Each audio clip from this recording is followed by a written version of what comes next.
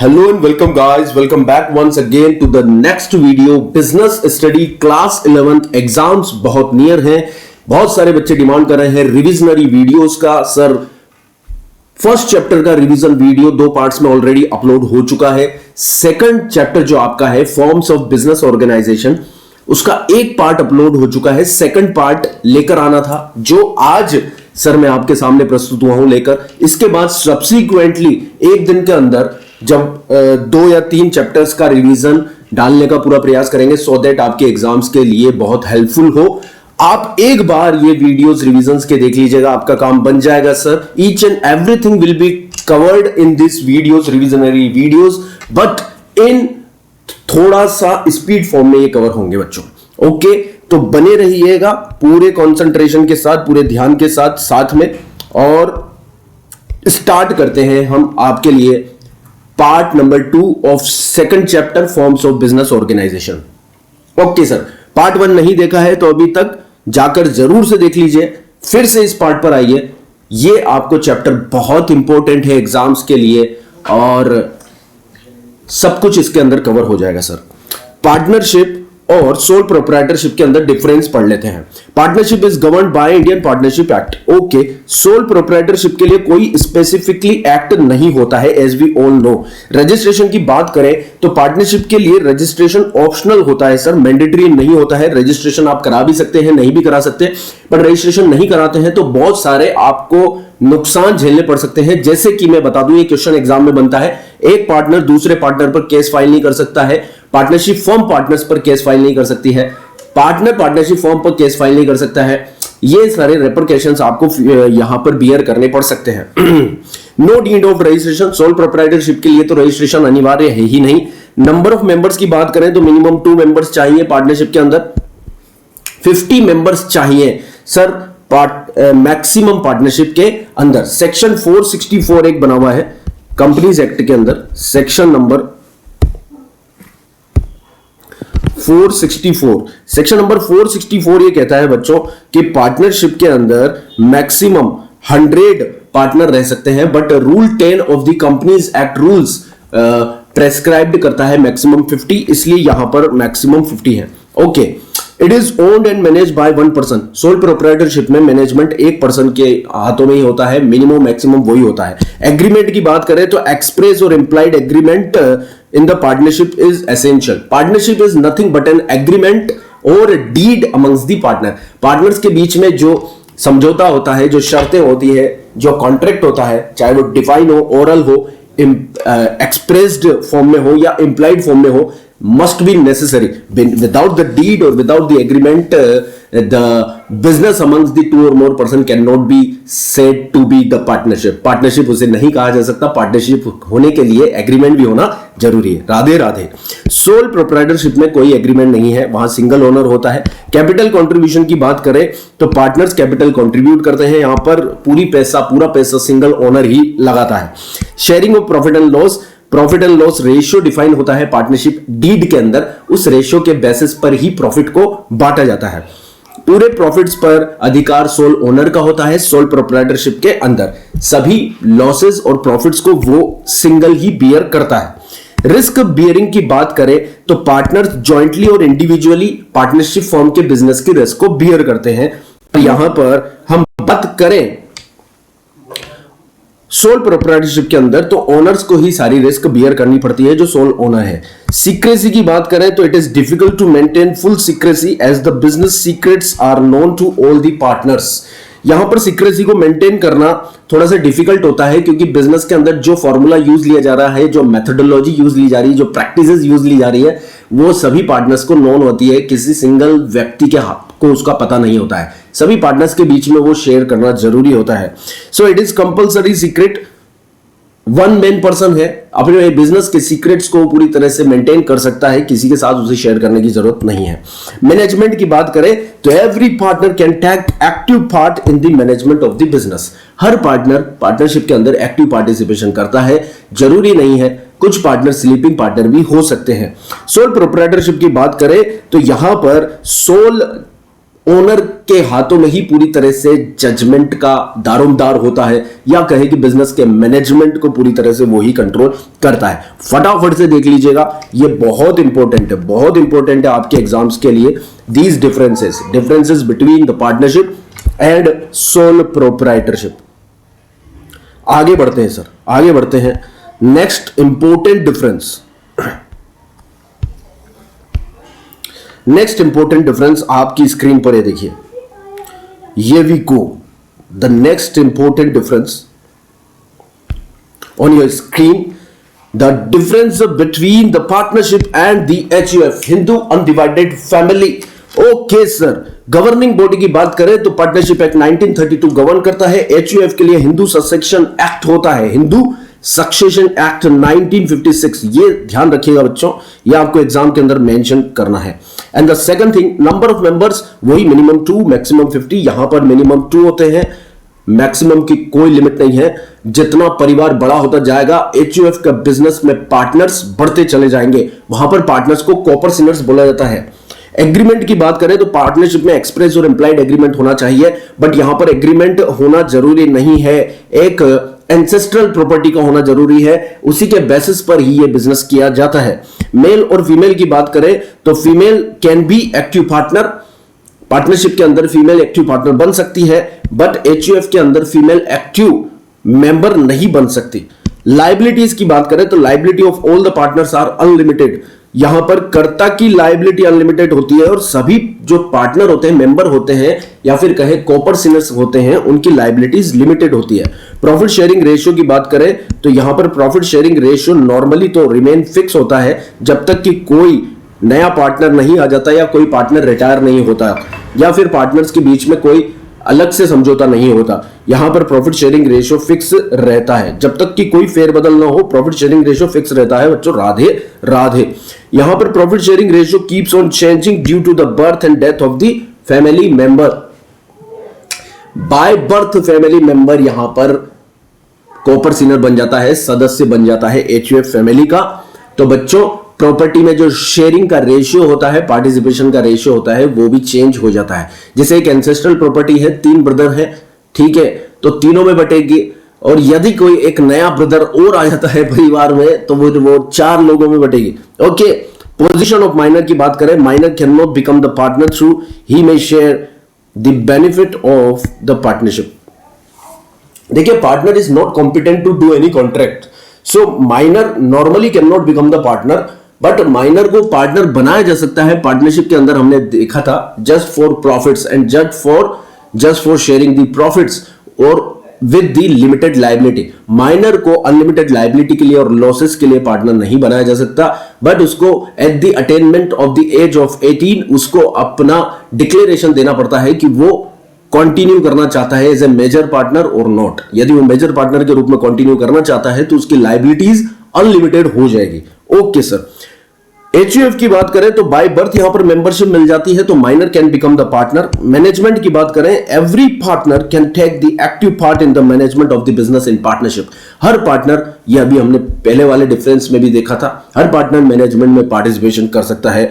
यहां पर management and control of the business rest only with the कर्ता ही पूरी तरह से मैनेजमेंट के लिए जिम्मेदार होता है। बड़े और मेजर डिसीजंस में वो किसी की सलाह ले सकता है यदि वह चाहे तो, अन्यथा सभी मेजर डिसीजंस उसके हाथ में होते हैं, पूरे उसके कंट्रोल और डोमिनेंस में होते हैं। He can only take the major decisions of the business of the HUF। Coparceners केवल उसके आदेशों का पालन करते हैं। लीगल एग्जिस्टेंस की बात करें तो partnership is dissolved with the death और insolvency of the partner. Partner की डेथ और इंसॉल्वेंसी से पार्टनरशिप का एग्जिस्टेंस खत्म हो जाता है, डिसोल्यूशन हो जाता है। बट यहां पर यदि किसी मेंबर की ऑफ HUF या कॉपर सिनर की डेथ हो जाती है, इंसॉल्वेंसी होती है, तो HUF का बिजनेस इफेक्ट नहीं होता है। ये बहुत इंपॉर्टेंट डिफरेंस है। ये दोनों डिफरेंसेस बहुत बहुत इंपॉर्टेंट है आपके लिए मेरे प्यारे बच्चों, तो इनको आप फटाफट से एक बार रिकैप कर लो, फिर आगे बढ़ते हैं। Okay sir. अब नेक्स्ट कॉन्सेप्ट हमारा चालू होता है limited liability partnership. Okay sir, limited liability partnership. LLP is a body corporate. सबसे पहली बात तो एलएलपी एक बॉडी कॉर्पोरेट होती है, formed and incorporated under the act and legal entity separate from it's partner. देखिए फीचर से समझ में आएगा एलएलपी होता क्या है, मैं आपको बताऊं। फॉर्मेशन की बात करें तो LLP is governed by the limited liability partnership act 2008 has comes into effect with 1 अप्रैल 2019। ये बस आपको याद रखना है कि ये एक्ट के द्वारा गवर्न होता है। Artificial legal person. Limited liability is artificial legal person becomes it's created by the legal process, but like a natural person it is capable of entering into the contract and holding the property in its own name. Limited liability partnership में भी existence legal होता है। एक minute देख लेते हैं हम कहां पर हैं, क्या हम पढ़ रहे हैं, LLP हम पढ़ रहे हैं। ओके, सेपरेट लीगल एग्जिस्टेंस का फीचर एलएलपी के अंदर भी पाया जाता है। यहां पर एलएलपी से उसके मेंबर्स का एग्जिस्टेंस सेपरेट होता है।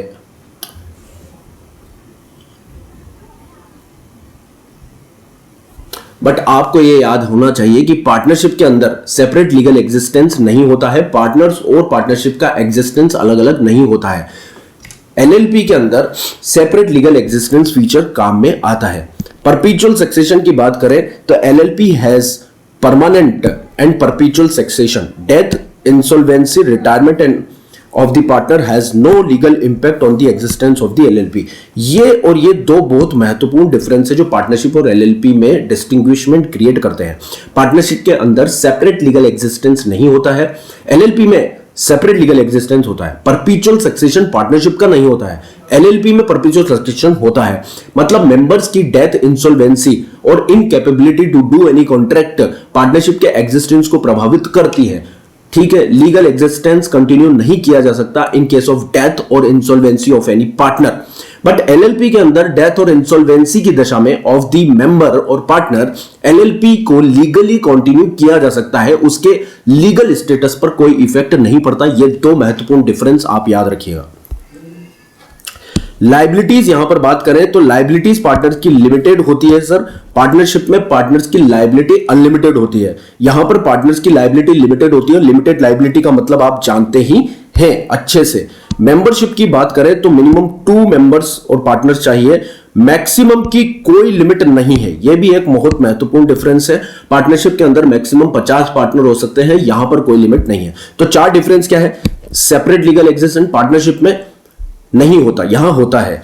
परपेचुअल सक्सेशन पार्टनरशिप में नहीं होता, यहां होता है। लाइबिलिटीज पार्टनर्स की वहां लिमिटेड होती है, अनलिमिटेड होती है। मेंबर्स की लिमिट वहां पर मैक्सिमम फिक्स होती है 50 और यहां पर कोई लिमिट नहीं होती है। कैपिटल कंट्रीब्यूशन की बात करें, there is no requirement for the minimum capital contribution. Minimum capital contribution की यहां पर कोई रिक्वायरमेंट नहीं है। पार्टनरशिप में भी ऐसा नहीं होता है मिनिमम कंट्रीब्यूशन। ठीक है, एग्रीमेंट की बात करें, mutual rights and duties of the partners within the LLPs are governed by the limited liability partnership agreement between the partner। Partnership में भी ऐसा ही होता है, यहां भी ऐसा ही होता है। LLP Act 2008 provide the flexibilities to the partners to devise the agreement as per their choice। ठीक है, आगे बात करते हैं। Business for the profit only. The essential requirement of forming the LLP is to carry on the lawful business with a view to earn profit। Partnership में भी यही था, वहां भी प्रॉफिट कमाने का उद्देश्य होना चाहिए। लॉस कमाने के उद्देश्य से कोई बिजनेस नहीं किया जा सकता, लॉफुल पर्पस होना चाहिए। यहां भी लॉफुल पर्पस होता है। LLP can not be formed for the charitable और नॉन इकोनॉमिकल पर्पस, वहां भी सेम ही था। अब चीजें बहुत अच्छे से यहां पर यह समझ में आएगी बच्चों, आपको जितना मैटर आपको पढ़ाई करना जरूरी एग्जाम के लिए, मैं केवल वो ही पढ़ा रहा हूं। एलएलपी पर मैं 2 लेक्चर ले सकता हूं पूरे 5-5 घंटे के। एलएलपी एक्ट हमें नहीं पढ़ना है, केवल हम यहां पर एलएलपी एक्ट इतना दिया हुआ है कि आपको पार्टनरशिप और एलएलपी में डिस्टिंग्विशमेंट आ सके। ठीक है, आप ये डिफरेंसेस अच्छे से समझेंगे। आ जाते हैं, डिफरेंसेस बहुत इंपॉर्टेंट है sir. Partnership is governed by the Indian Partnership Act. LLP is governed by the Limited Liability Partnership Act 2008.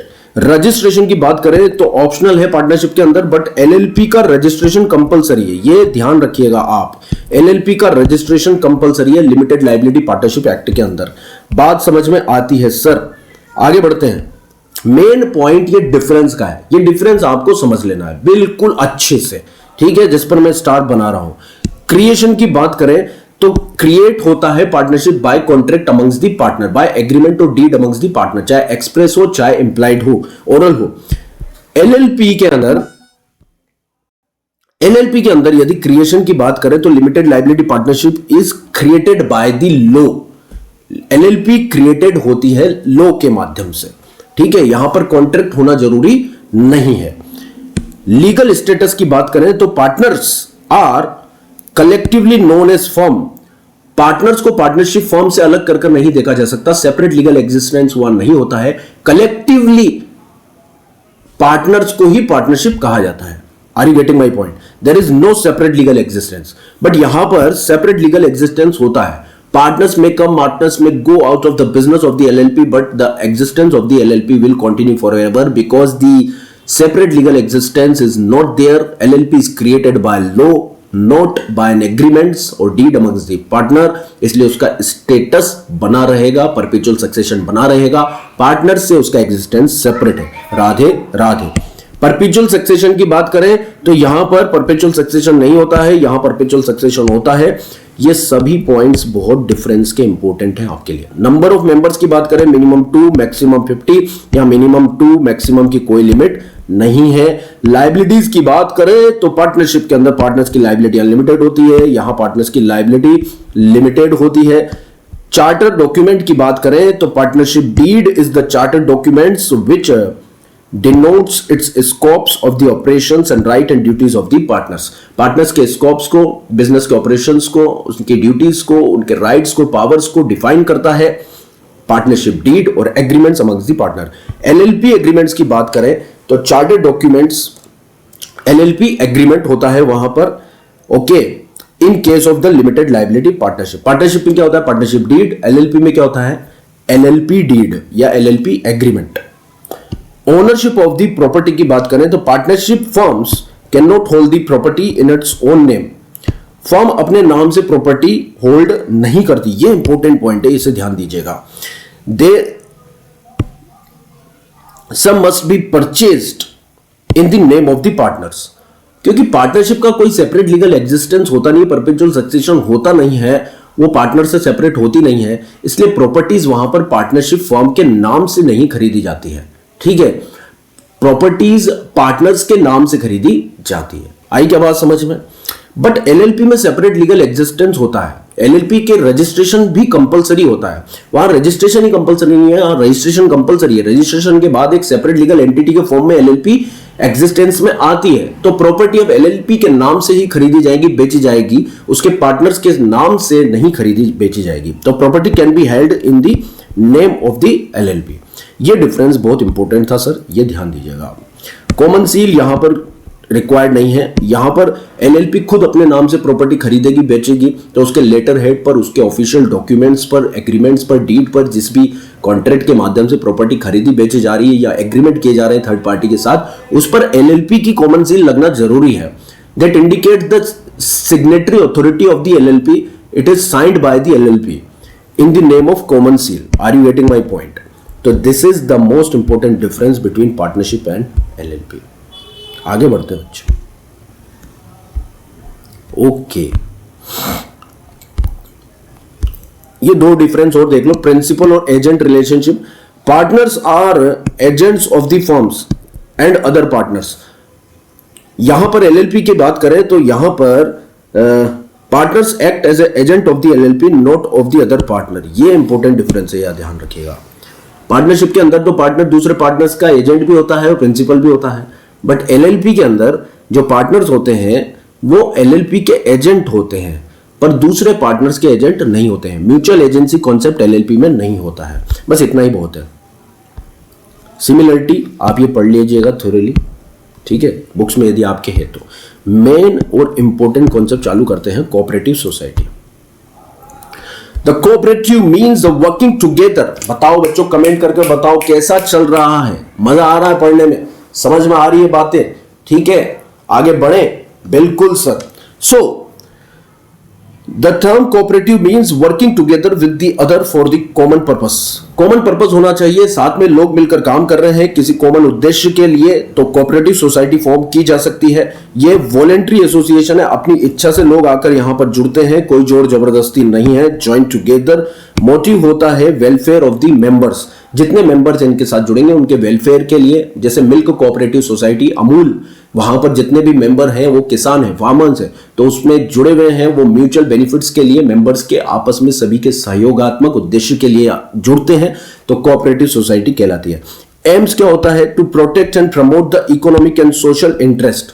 Economic और सोशल इंटरेस्ट होता है सभी मेंबर्स को आर्थिक लाभ पहुंचाना, उनके सामाजिक उद्देश्यों को पूरा करना, उनके आर्थिक उद्देश्यों को पूरा करना। It is an association of the person, not of persons, not of capital.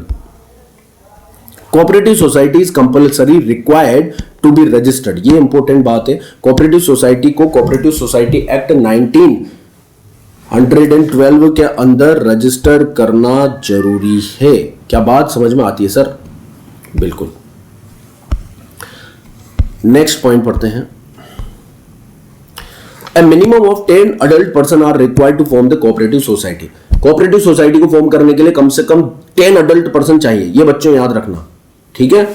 So capital is raise from the members through the issue of shares. Cooperative society में मेंबर्स से पैसा जुटाया जाता है और मेंबर्स को उसके एक्नॉलेजमेंट में शेयर्स दिए जाते हैं। आपने जितना पैसा लगाया उसके रेस्पेक्ट में आपको शेयर्स दिए जाएंगे, सर्टिफिकेट्स के फॉर्म में शेयर दिए जाएंगे, ठीक है, कि you are the owner of this stakes in the cooperative society, you contributed that sum in the cooperative society. So society acquires a distinct legal identity after the registration. अब देखिए, जिस भी एसोसिएशन का, जिस भी बिजनेस ऑर्गेनाइजेशन, जिस भी form of business organisation का रजिस्ट्रेशन कंपलसरी है, वो उसकी सेपरेट लीगल एंटिटी होगी, उसके मेंबर्स से सेपरेट एग्जिस्टेंस होगा, परपेचुअल सक्सेशन होगा, लीगल आइडेंटिटी होगी, ये सब फीचर वहां पर देखने को मिलेंगे। कोऑपरेटिव सोसाइटी का भी रजिस्ट्रेशन कंपलसरी है बच्चों, इसलिए वहां भी सेपरेट लीगल एग्जिस्टेंस होता है, उसकी लीगल आइडेंटिटी उसके मेंबर से अलग होती है। Cooperative society are based on the principle of each for all and all for each. देखिए, यहां पर जितने भी मेंबर जुड़े हैं ना बच्चों, वो सबके लिए, भले के लिए, सभी मेंबर्स के भले के लिए काम करेंगे। आपसी सहयोग के आधार पर ही कोऑपरेटिव सोसाइटी का गठन होता है। They work for all and all for each. जितने भी लोग हैं वो सभी उद्देश्य के, सबके उद्देश्य के लिए काम करेंगे और सभी पार्टनर्स के, मेंबर्स के बेनिफिट्स के लिए काम करेंगे। तो म्यूचुअल हेल्प यहां पर बहुत ज्यादा जरूरी होता है। सेल्फ हेल्प से ज्यादा म्यूचुअल हेल्प को यहां पर प्रायोरिटी दी जाती है। डेफिनेशन आप पढ़ना चाहें आप पढ़ सकते हैं, ठीक है, स्किप करना चाहें स्किप कर सकते हैं। But the important fact is features of the cooperative society. Features of cooperative society की बात कर लेते हैं। मेन कैरेक्टरिस्टिक्स क्या है कोऑपरेटिव सोसाइटी की? वॉलंटरी मेंबरशिप है। कोऑपरेटिव सोसाइटी के अंदर कोई भी व्यक्ति जो 18 इयर्स की एज अटेन कर चुका है, अपनी इच्छा से, यदि वो कॉमन इंटरेस्ट रखता है other members of the cooperative society के साथ, उसके इंटरेस्ट मैच करते हैं, जो पर्पस है सोसाइटी का उसके साथ उसके इंटरेस्ट मैच करते हैं, तो वो मेंबर बन सकता है। No one can be forced to join the association और to continue as a member. कोई भी व्यक्ति यदि चाहे तो मेंबरशिप छोड़ भी सकता है और उसे फोर्स नहीं किया जा सकता मेंबर बने रहने के लिए। लीगल स्टेटस की बात करें तो कोऑपरेटिव सोसाइटी में रजिस्ट्रेशन कंपलसरी है सर। तो रजिस्ट्रेशन के बाद कोऑपरेटिव सोसाइटी लीगल एंटिटी होती है, डिस्टिंक्ट होती है फ्रॉम दी मेंबर। अब डिस्टिंक्शन के कारण वो प्रॉपर्टी परचेज कर सकती है, सेल कर सकती है, अपने ही नाम से किसी भी पर्सन को स्यू कर सकती है और अपने ही नाम से अदर पर्सन के माध्यम से स्यू भी हो सकती है। मतलब कि उसको वाद विवाद करने का, कॉन्ट्रैक्ट करने का, किसी पर केस फाइल करने का अधिकार अपने नाम से ही होगा। कोई अदर पर्सन भी यदि केस फाइल करना चाहता है कोऑपरेटिव सोसाइटी पर, तो कोऑपरेटिव सोसाइटी के नाम से ही किया जाएगा। Being a separate legal existence, it is not affected by the entry और exit of its member. Cooperative society का legal status, legal existence member के आने या जाने से प्रभावित नहीं होता है। Any members may come may go but the existence of the society will run forever. Limited liability की बात करें तो मेंबर्स की लायबिलिटी कोऑपरेटिव सोसाइटी के अंदर लिमिटेड होती है to the extent of the amount contributed by them in capital. जितना उन्होंने पैसा लगाया है वहीं तक उनकी लायबिलिटी लिमिटेड होगी। देखिए, पार्टनरशिप के अंदर पार्टनर्स की लायबिलिटी अनलिमिटेड होती है, बट कोऑपरेटिव सोसाइटी के अंदर यहां पर कॉन्ट्रीब्यूटरीज की लायबिलिटी लिमिटेड होती है। वहां अनलिमिटेड होती है, यहां लिमिटेड होती है। मैक्सिमम रिस्क जो होगी मेंबर्स की is the subscribed share capital. Limited liability हम जानते हैं केवल जितना पैसा उन्होंने लगाया है वहीं तक उनकी लायबिलिटी है। यदि कोऑपरेटिव सोसाइटी का वाइंडिंग अप होता है तो उनकी पर्सनल प्रॉपर्टी को लायबल नहीं ठहराया जा सकता, उसे बेचकर आउटसाइडर के डेट्स और लायबिलिटीज को पे नहीं किया जाएगा।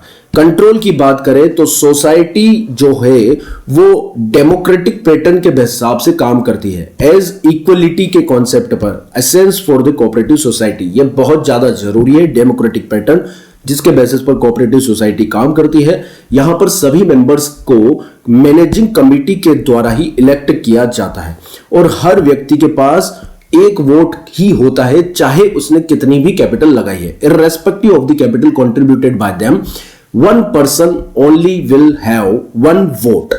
तो डिसीजन मेकिंग में वन पर्सन वन वोट के बेसिस पर ही डिसीजन लिए जाते हैं। Members are allowed to give their suggestion, opinion and problems. ये सबके लिए फ्री है, वो बता सकते हैं। सर्विस मोटिव होना चाहिए। यहां पर प्रॉफिट कमाने और प्रॉफिट को मैक्सिमाइज करने का उद्देश्य नहीं होता है। जो भी व्यक्ति सेवा के उद्देश्य से आए, मेंबर्स के म्यूचुअल बेनिफिट्स के उद्देश्य से आए, सबके भले के उद्देश्य से आए, वो कोऑपरेटिव सोसाइटी को ज्वाइन कर सकते हैं। So it is distribution amongst the members. यदि कोई प्रॉफिट बच भी जाता है सोसाइटी की एक्टिविटी के बाद तो उसे मेंबर्स के बीच में डिविडेंड के फॉर्म में डिस्ट्रीब्यूट कर दिया जाता है। अब बच्चों, सोसाइटी के मेरिट्स की बात कर लेते हैं। कोऑपरेटिव सोसाइटी के मेरिट्स की बात कर लेते हैं। Merits of the cooperative society, equality in voting rights, ये हमने पढ़ लिया है। वन पर्सन वन वोट होता है। लिमिटेड लायबिलिटी भी हमने पढ़ लिया है। हर मेंबर का लायबिलिटी जो होगा वो लिमिटेड होगा, only up to the amount of the capital contributed by the member. ठीक है, उतनी ही उसकी लायबिलिटी होगी, अनलिमिटेड लायबिलिटी नहीं होगी। यदि वाइंडिंग अप होता है तो फिर पर्सनल प्रॉपर्टी को लायबल नहीं ठहराया जाएगा। That means limited liability. Stable existence, cooperative society का एग्जिस्टेंस या सक्सेशन परपेचुअल होता है, स्टेबल होता है। मेंबर्स के आने या जाने से उसका लीगल स्टेटस प्रभावित नहीं होता है, जैसा कि पार्टनरशिप में होता था। Economy in operations, cooperative society is generally managed by the members themselves on the honorary basis. The society aims to eliminate the middleman. It helps in reducing the cost. देखिए, सोसाइटी में जितने भी सदस्य होते हैं, जितने भी मेंबर्स होते हैं, वो आपस में ही अपने बिजनेस को रन करते हैं।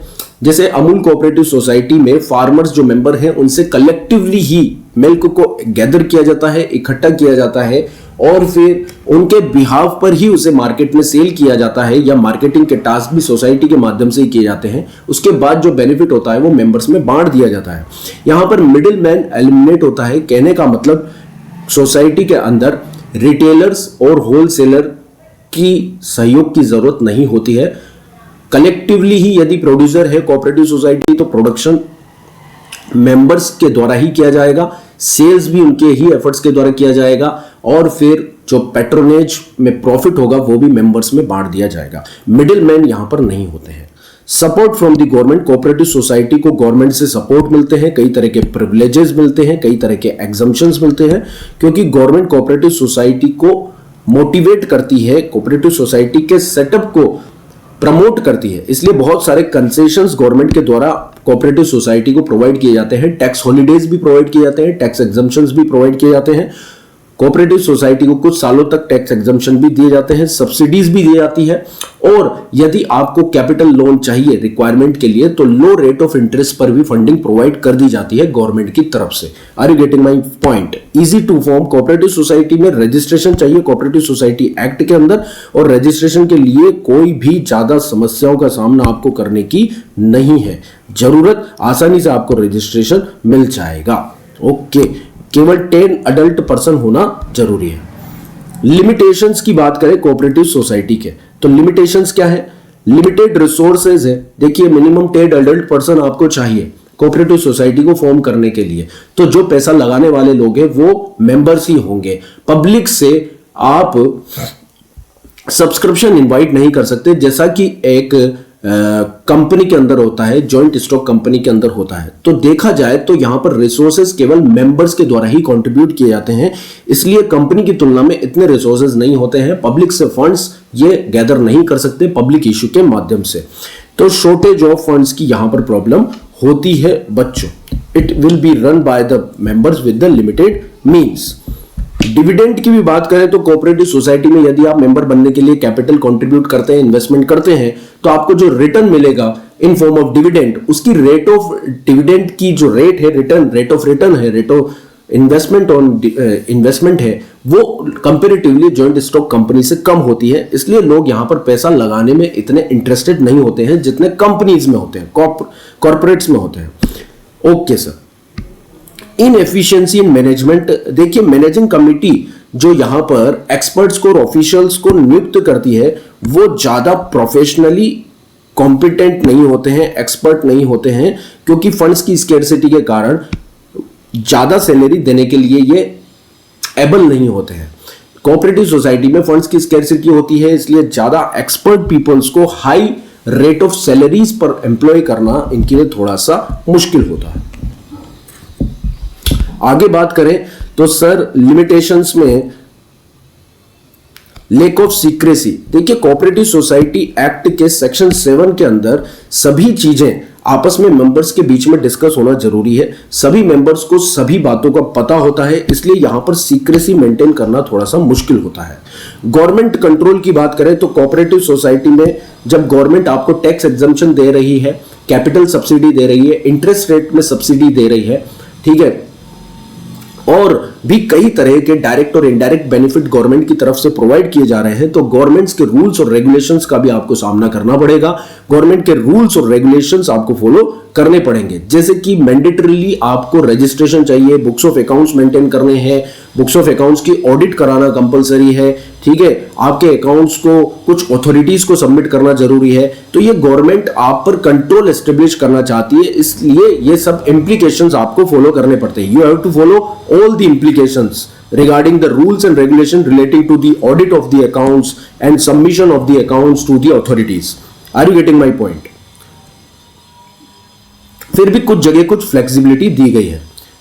आगे डिफरेंस ऑफ ओपिनियन, देखिए मेंबर्स ही कलेक्टिवली डिसीजन लेते हैं। वैसे तो डिसीजन मैनेजिंग कमेटी लेती है, मैनेजिंग कमेटी के मेंबर्स जो होते हैं वो कोऑपरेटिव सोसाइटी के मेंबर्स ही होते हैं, तो उनमें कई बार विरोधाभास प्रकट हो जाता है, इंटरनल कैरल क्रिएट हो जाता है due to the difference of opinion and lack of cooperation amongst the members. It leads to the difficulty in the decision making को वो बाधित कर सकता है, and members attempt to give the preference to the personal interest at the cost of the welfare of the motive. जो cooperative society का purpose है for the welfare of the society, for the welfare of the members, for the mutual benefits of the members, वो कहीं पर यहाँ पर dilute होता हुआ दिखाई देता है जब म्यूचुअल इंटरेस्ट को प्रायोरिटीज दी जाती है।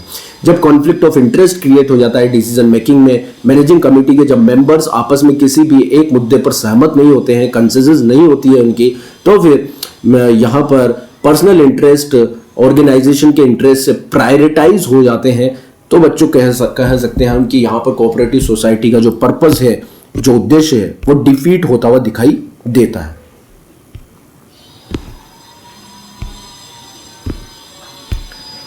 Okay sir, types of cooperative society, ये इंपॉर्टेंट है बच्चों, थोड़ा सा ध्यान से पढ़िएगा।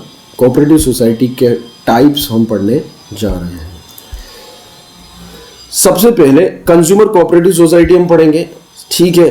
कंज्यूमर कोऑपरेटिव सोसाइटी के बाद हम पढ़ेंगे producer cooperative society, then marketing cooperative society, then इसके बाद consumer cooperative society, producer cooperative society, marketing cooperative society,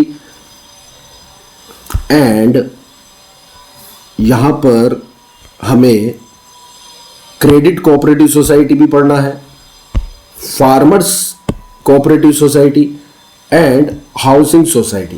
these are the types of the cooperative society. ये इंपॉर्टेंट है आपके एग्जाम्स के लिए बच्चों, इसलिए इसे थोड़ा सा ध्यान से पढ़िएगा। तो स्टार्ट करते हैं with the consumer cooperative society. Okay sir, we are starting with consumer cooperative society. Consumer cooperative society is formed by the consumers. ठीक है, कंज्यूमर्स के द्वारा फॉर्म्ड होती है for obtaining the good quality product at the reasonable price. सभी consumer को अच्छी quality के प्रोडक्ट रीजनेबल प्राइस पर मिल जाए, इस थोड़े से कलेक्टिव इंटरेस्ट के साथ कंज्यूमर कोऑपरेटिव सोसाइटी को फॉर्म किया जाता है। इस सोसाइटी के एम की बात करें, उद्देश्य की बात करें, तो यहां पर मिडिल मैन्स को एलिमिनेट किया जाता है। कंज्यूमर ही प्रोडक्शन करते हैं और कंज्यूमर्स को ही सप्लाई किया जाता है, और जो पेट्रोनेज होता है, उनका शेयर होता है, जो कैपिटल उन्होंने लगाई है, उसके रेशियो के बेसिस पर ही बचे हुए प्रॉफिट को बांट दिया जाता है। तो सोसाइटी के अंदर मिडिल मैन एलिमिनेट हो जाता है। परचेज किए जाते हैं goods directly from the manufacturer या फिर किसी होलसेलर से, और उन्हें मेंबर्स को सेल कर दिया जाता है। जो प्रॉफिट होता है, सरप्लस होता है, वो मेंबर्स में बांट दिया जाता है उनके कैपिटल कंट्रीब्यूशन या पेट्रोनेज के रेशियो के बेसिस पर। ये चीज ध्यान रखिएगा बच्चों, इतना ही आप पढ़ लीजिए, सफिशिएंट है आपके लिए। प्रोड्यूसर कोऑपरेटिव सोसाइटी, यहां पर प्रोड्यूसर कोऑपरेटिव सोसाइटी जो फॉर्म्ड होती है सर, स्मॉल प्रोड्यूसर्स के द्वारा फॉर्म्ड होती है। इसके मेंबर्स होते हैं स्मॉल प्रोड्यूसर्स, जिनका पर्पस जो होता है to produce the inputs from for the production of the goods in order to meet the demand of the customers. Customers की डिमांड के अकॉर्डिंगली गुड्स का प्रोडक्शन करना होता है, स्मॉल प्रोड्यूसर्स का उद्देश्य होता है। So they are formed to face the competition from the large scale of the producers. They also known as industry cooperative society. देखिए मेरी बात सुनिए, जब बड़े बड़े प्रोड्यूसर मार्केट में हैं तो उन्हें छोटे प्रोड्यूसर्स कॉम्पीट नहीं कर सकते हैं। छोटे प्रोड्यूसर्स उनको प्रतिस्पर्धा देने के लिए, कॉम्पीट करने के लिए, यदि आपस में मिलकर काम करें, यदि सोसाइटी के माध्यम से आपस में मिलकर सहयोग के साथ, आपसी सहयोग के साथ, म्यूचुअल बेनिफिट्स के उद्देश्य से काम करें, तो वो कहीं जाकर बड़े कॉम्पिटिटर को, प्रोड्यूसर्स को कॉम्पीट कर सकते हैं। तो यहां पर स्मॉल प्रोड्यूसर्स आपस में कलेक्ट होते हैं अपने बड़े कॉम्पिटिटर को कॉम्पीट करने के लिए, और प्रोडक्शन करते हैं कंज्यूमर्स की डिमांड के according. Society aims to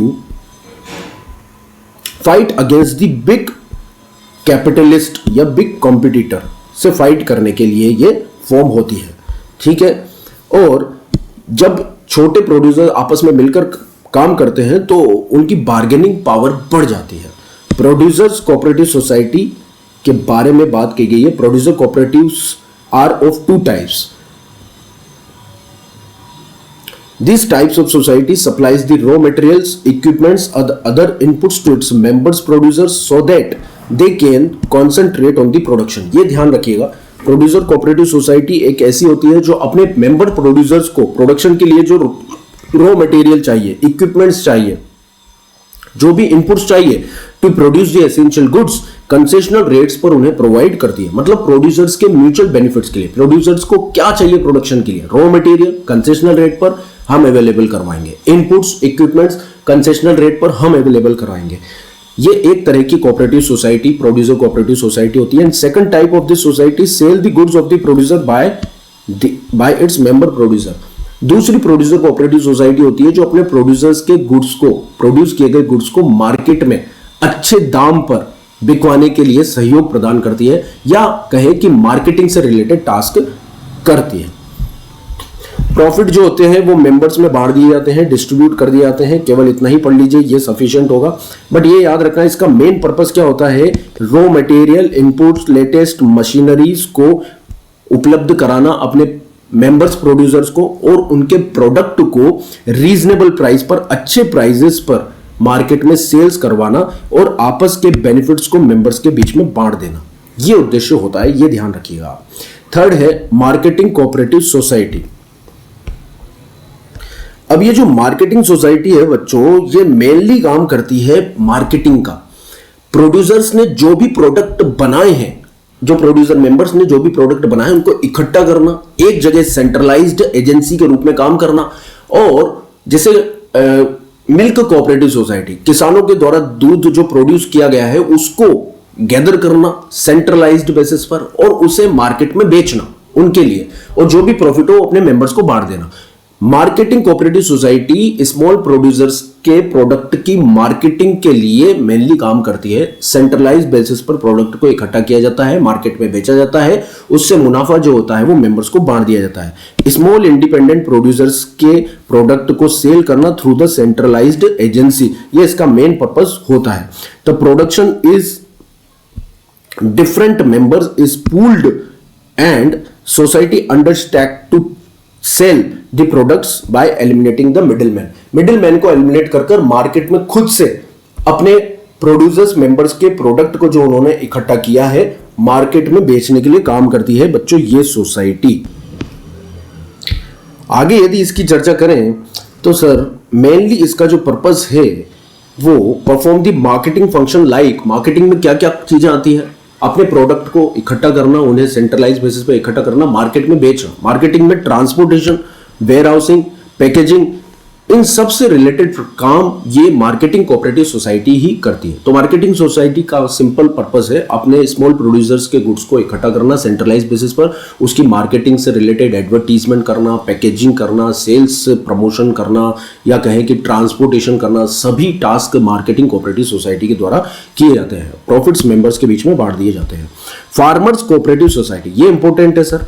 farmers cooperative society क्या करती है, फार्मर्स के बेनिफिट के लिए काम करती है। इसमें मेंबर्स कौन होंगे बच्चों, स्मॉल फार्मर्स इसके मेंबर्स होंगे और उनके बेनिफिट्स के लिए, उनके गेन के लिए ये काम करती है लार्ज स्केल पर। So farmer cooperative society is formed by the farmers to join take up the farming activities in order to gain the benefit of the large scale farming high productivity. Mainly farmers को क्या चाहिए, क्या benefit चाहिए, उनको seeds चाहिए, fertilisers चाहिए, machine चाहिए, modern equipments चाहिए, टेक्नोलॉजीज चाहिए जिससे उनके प्रोडक्शन को और ज्यादा बेटर बनाया जा सके और उसकी प्रोडक्शन की क्वालिटी को सुधारा जा सके, क्रॉप्स की क्वालिटी को सुधारा जा सके। तो फार्मर्स कोऑपरेटिव सोसाइटी का काम ही यही है, फार्मर्स की नीड्स को पूरा करना, उनके seeds, fertiliser, machineries, modern technologies उन्हें प्रोवाइड करना, ये इसका मेन पर्पस होता है बच्चों। So this society are established to protect the interest of farmers. ये बात आप बिल्कुल याद रख लीजिए, ये जो फॉर्म होती है वो अपने फार्मर्स के इंटरेस्ट को प्रोटेक्ट करने के लिए होती है। उन्हें जो भी नीडफुल रिक्वायरमेंट्स हैं, उन्हें जो भी गुड्स चाहिए, इनपुट्स चाहिए, वो रीजनेबल कॉस्ट पर उन्हें उपलब्ध करवाना इसका उद्देश्य होता है। इसे एग्रीकल्चर कोऑपरेटिव सोसाइटी के नाम से भी जाना जाता है। अब society provides the better quality seeds, fertilizers, machineries and other modern technology to be used in the cultivation of the crops। ठीक है, इस सोसाइटी का मेन पर्पस होता है sir society helpful in the consolidating the uneconomic and fragmented small holding of the land into the viable economic holding। आप ये बात भी लिख सकते हैं, लिखना चाहें तो, बस आपको इतना कंटेंट याद रखना है फार्मर कोऑपरेटिव सोसाइटी में। अब क्रेडिट कोऑपरेटिव सोसाइटी की बात करते हैं। क्रेडिट कोऑपरेटिव सोसाइटी क्या होती है सर? देखिए, आपको आपकी बुक के अंदर कंटेंट और ज्यादा डिटेल फॉर्म में मिल जाएगा, बट ये शॉर्ट कंटेंट मैंने आपको कवर किया है रिवीजन के लिए। क्रेडिट कोऑपरेटिव सोसाइटी का केवल पर्पस यह है अपने मेंबर्स को कंसेशनल रेट पर लोन अवेलेबल करवाना।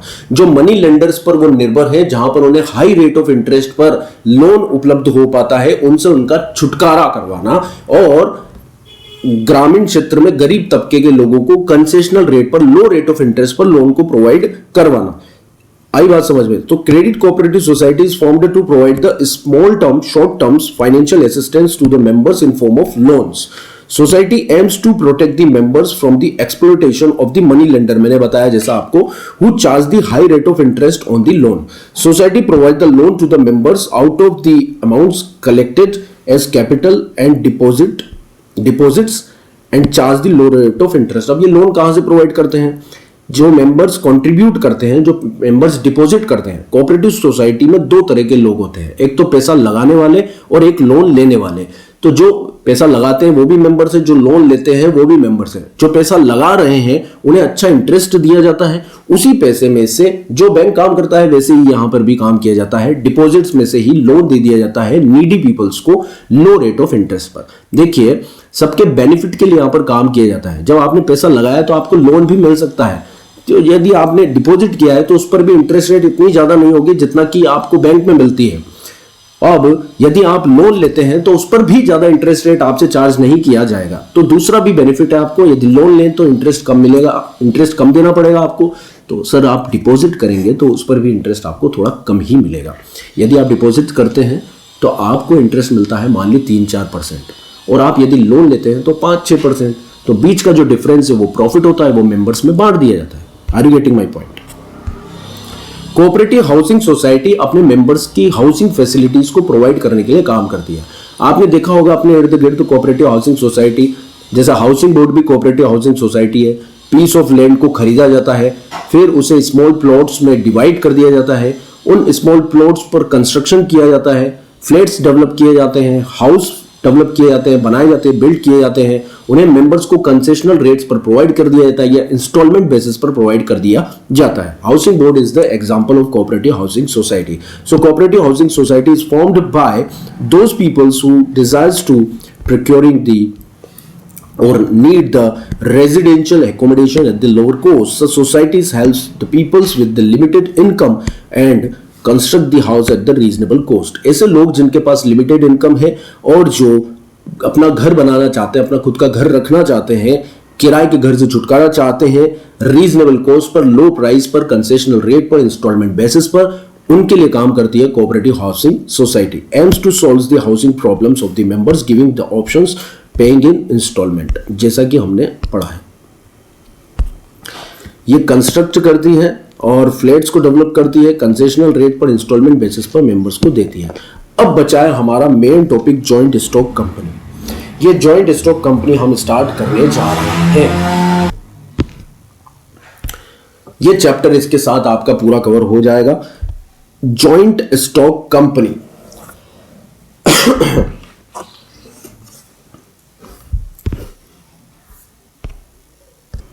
थोड़ी सी चर्चा कर लेते हैं सर। यहां पर यदि मेनली पैसे की बात की जाए तो कैपिटल को लोगों के द्वारा, इन्वेस्टर्स के द्वारा पैसा लगाकर ही कंट्रीब्यूट किया जाता है। यहां कंपनी का रजिस्ट्रेशन कंपलसरी है। कंपनीज एक्ट के सेक्शन 7 के अंदर companies have to compulsorily get registered. Any type of company companies act के अंदर रजिस्टर होती है। ऑनलाइन रजिस्ट्रेशन के लिए sir spice INC 32 form file करना पड़ता है। क्या फाइल करना पड़ता है? एक फॉर्म फाइल करना पड़ता है जिसका नाम होता है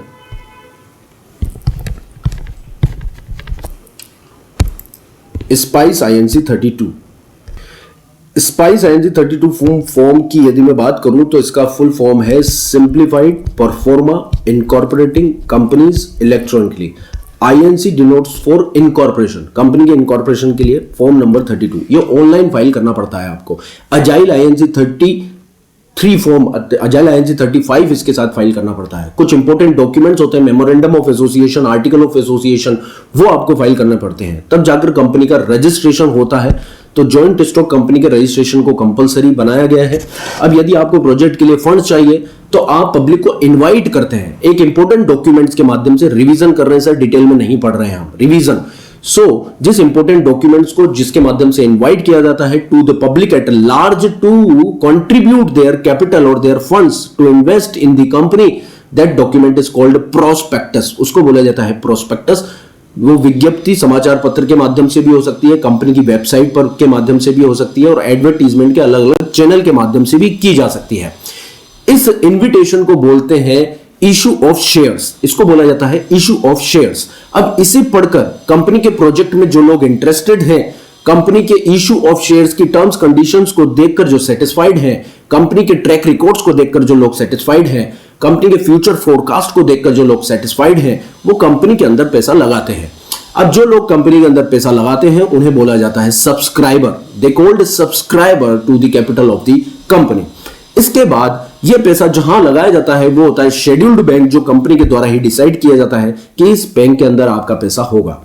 अब कुछ निश्चित समय अवधि के बाद कंपनी स्क्रूटनी करती है उस फंड की, चेक करती है कंपनी की लीगल रिक्वायरमेंट के हिसाब से मिनिमम सब्सक्रिप्शन रिसीव हुआ है या नहीं। उसको चेक करने के बाद कंपनी ऐसे लोगों को शेयर्स अलॉट करती है। अब शेयर्स के अलॉटमेंट के बाद वो कहलाते हैं share holders. They called share holders. पहले वो कहलाए थे जब पैसा उन्होंने लगाया था सब्सक्राइबर, अब शेयर्स के अलॉटमेंट के बाद बन गए हैं शेयर होल्डर्स। शेयर होल्डर्स बन गए हैं तो वो कंपनी के मालिक कहलाएंगे, बट मालिक वो उतने ही फंड्स के लिए कहलाएंगे जितना पैसा उन्होंने लगाया है, कंट्रीब्यूट किया है। भाई बात समझो, पूरी कंपनी का मालिक नहीं बन जाएगा वो। रिलायंस में आपने शेयर्स खरीदे तो आप ओनर हैं, बट आप ओनर उतने ही परसेंटेज शेयर्स के लिए हैं जितना आपने पैसा लगा रखा है। मान लो मैंने 1% शेयर्स रिलायंस के खरीद रखे हैं, तो I am the owner of the Reliance with 1% shares. तो मेरी वोटिंग पावर भी जो है वो 1% ही है। मुकेश अंबानी के पास 51% शेयर है, तो सर मुकेश अंबानी की वोटिंग पावर भी 51% है, तो they become the share holders. और इस तरह से यहां पर कंपनी अपने बिजनेस को आगे लीड करती है। ये मैंने थोरोली आपको थोड़ा सा टचअप दिया है, कंपनी के रिगार्ड्स में थोड़ा सा इंट्रोडक्शन दिया है। अब आगे पढ़ते हैं सर। मॉडर्न कॉम्पिटिटिव वर्ड्स में इकोनॉमी की रिक्वायरमेंट के लिए लार्जेस्ट फॉर्म ऑफ ऑर्गेनाइजेशंस के रूप में जो फॉर्म ऑफ बिजनेस कॉन्स्टिट्यूट होता है वो जॉइंट स्टॉक कंपनी होता है। बिजनेस और स्केल ऑफ ऑपरेशन भी ज्यादा होते हैं, लार्ज फंड की रिक्वायरमेंट होती है, पैसा लगाने वाले लोग भी ज्यादा होते हैं, ठीक है। अब मेंबर्स से इसका एग्जिस्टेंस सेपरेट होता है। रजिस्ट्रेशन कंपलसरी है। रजिस्ट्रेशन के लिए मैंने बताया था आपको सेक्शन नंबर 7 के अंदर रजिस्ट्रेशन कंपलसरी है, कंपनीज एक्ट 2013 के। Company can be described at artificial person. Company artificial person होगी क्योंकि रजिस्ट्रेशन कंपलसरी है कंपनी का। रजिस्ट्रेशन के बाद वो सेपरेट लीगल एंटिटी होगी, आर्टिफिशियल पर्सन होगा, है ना, उसका लीगल एग्जिस्टेंस सेपरेट होगा मेंबर्स से। So shareholders are the owner of the company, but shareholder owner कब कहलाएंगे? शेयर्स अलॉटमेंट के बाद। उनका कंपनी पर कंट्रोल होता है, इनडायरेक्ट कंट्रोल होता है। जो भी डिसीजन लिए जाएंगे शेयर होल्डर्स की जनरल मीटिंग में लिए जाएंगे सर, ठीक है। उसके लिए शेयर होल्डर्स के वोट को कंसिडर किया जाएगा, शेयर होल्डर्स को वोट कास्ट करना पड़ेगा। अब देखिए यहां पर 1 पर्सन 1 वोट नहीं होता है जैसा कोऑपरेटिव सोसाइटी में होता है। यहां पर आपके पास जितने परसेंटेज शेयर हैं उतने परसेंटेज को वोट आपका काउंट किया जाएगा। तो share holders elect the board of directors. Share holders एक बोर्ड ऑफ डायरेक्टर बनाते हैं, जैसे कि मैनेजिंग कमेटी बनाई जाती थी वहां पर कोऑपरेटिव सोसाइटी में, यहां पर बनाया जाता है बोर्ड ऑफ डायरेक्टर्स। सभी decisions day to day operating activity से related, day to day management से रिलेटेड बोर्ड ऑफ डायरेक्टर को ही लेने पड़ते हैं। सेक्शन 1 सेक्शन 178 एक सेक्शन है जहां पर डिसीजंस जो हैं बोर्ड ऑफ डायरेक्टर्स के द्वारा ही लिए जाते हैं। उन डिसीजंस को मेंशन किया जाएगा, उस लिस्ट को मेंशन किया जाता है जिसे बोर्ड ऑफ डायरेक्टर के द्वारा डिसीजन लिए जाते हैं। जो कैपिटल होती है कंपनी की वो स्मॉलेस्ट पार्ट्स में डिवाइड होती है जिसे शेयर कहा जाता है, जैसा मैंने आपको बताया। जो पैसा लोग लगाते हैं उसके लिए उन्हें शेयर्स अलॉट किए जाते हैं। Definitions of joint stock company आप देख सकते हैं। Voluntary association of individual for the profits having the capital divided into the shares and ownership of which is in the condition of the membership। Ownership membership के basis पर दी जाती है। Features की बात करें तो जॉइंट स्टॉक कंपनी में artificial person होती है। Joint stock company is separate from there members, it is artificial person created by the law. Companies act के अंदर सेक्शन 7 में आप रजिस्ट्रेशन के बाद ही कंपनीज को फॉर्म कर सकते हो, इसीलिए कहा गया इसे आर्टिफिशियल पर्सन है। कोई ब्लड और वेसल्स यहां पर देखने को नहीं मिलेंगे आपको। सो it cannot breathe, eat, run and talk, but like a natural persons, companies can own property, incur the debt, borrow the money, enter into the contract or sue to be sued। Company एक artificial person है but वो natural person की तरह contract करेगी अपने नाम से। कोई भी डेट या बोरोविंग उसे लेनी है या फिर कोई कॉन्ट्रैक्ट करना है, किसी व्यक्ति पर वाद विवाद करना है, स्यू फाइल करना है या टू बी स्यूड होना है तो अपने नाम से ही किया जाएगा। सेपरेट लीगल एग्जिस्टेंस, मेंबर्स से कंपनी का एग्जिस्टेंस सेपरेट होता है। सेपरेट लीगल एग्जिस्टेंस कंपनी के अंदर माना जाता है। Assets and liabilities of the companies are separate from its ownership. Formation की बात करें तो कंपनीज एक्ट के सेक्शन 7 के अंदर फॉर्मेशन होता है कंपनीज का। ये एक प्रोसेस है जिसे हमें फॉलो करना पड़ेगा।